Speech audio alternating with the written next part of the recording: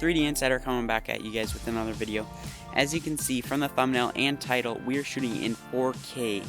The frame size is 3840 by 2160, and we're shooting in 60 frames per second because we're going to slow down some of these clips crisp as possible so you guys enjoy.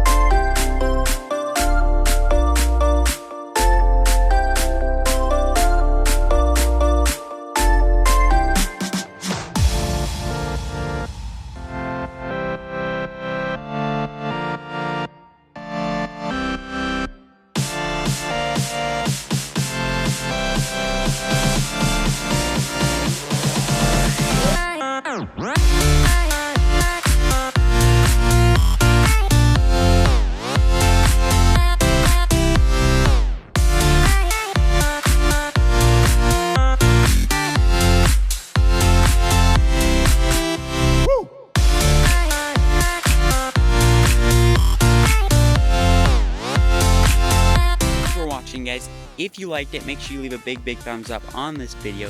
And also, if you haven't subscribed yet, what are you doing? Subscribe to the channel.